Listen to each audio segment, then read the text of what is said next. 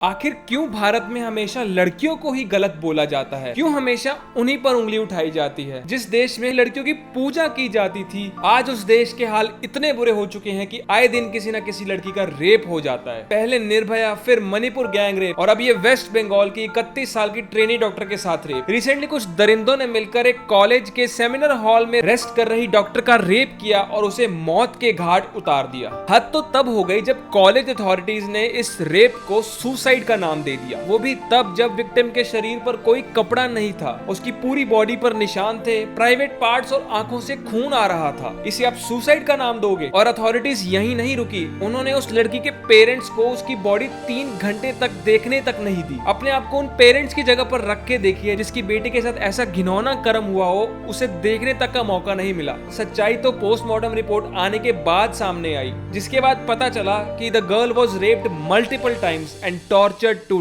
Death. और यहाँ पर बात खत्म नहीं होती है, कॉलेज वालों को तब भी शर्म नहीं आई, वो अभी भी गुनहगारों को बचाने की ही कोशिश कर रहे हैं। डेटा के मुताबिक उस एरिया की म्युनिसिपल कॉर्पोरेशन ने 5 मीटर दूर ही कुछ कंस्ट्रक्शन का काम शुरू किया है ताकि पोटेंशियली सबूत मिटाए जा सके और क्रिमिनल्स को बचाया जा सके। अब कॉलेज वालों ने अपनी रेपुटेशन को बचाने के लिए जो किया वो किया, लेकिन पुलिस वालों ने भी शर्म उतार दी और क्रिमिनल्स का साथ देने लगे और केस को रफा दफा करने की कोशिश भी करने लगे। लेकिन फॉर्चुनेटली ये हो नहीं पाया और ना ही अब हो पाएगा, क्योंकि कैलकाटा हाई कोर्ट ने ये केस पुलिस से लेकर सीबीआई को सौंप दिया है। और कहां है हमारे प्राइम मिनिस्टर, जो मन की बात पर तो समय पर पहुंच जाते हैं, कॉलर ट्यून रिकॉर्ड करने तो समय पर पहुंच जाते हैं। अब उनका बयान क्यों नहीं आया? मैं मानता हूं 15 अगस्त को पीएम ने एक स्टेटमेंट दी थी, उन्होंने कहा था कि रेप केसेस बढ़ रहे हैं और लोगों में बहुत रेज है, लेकिन एक्सप्लिसिटली इस केस के बारे में कोई बात नहीं की गई। ऐसे अगर हमारा देश विश्व गुरु बन भी गया तो क्या फायदा ऐसे देश का जहां पर अपनी बेटियां ही सेफ नहीं है, अपनी बहनें, अपनी माएं ही सेफ नहीं है। आगे क्या होगा वो तो समय ही बताएगा, लेकिन ये हादसा हमारे सामने एक सवाल जरूर खड़ा कर देता है, क्या भारत में लड़कियां सेफ हैं? जहां गुनहगारों को बचाने की कोशिश खुद अथॉरिटीज ही करती हैं, वहां पर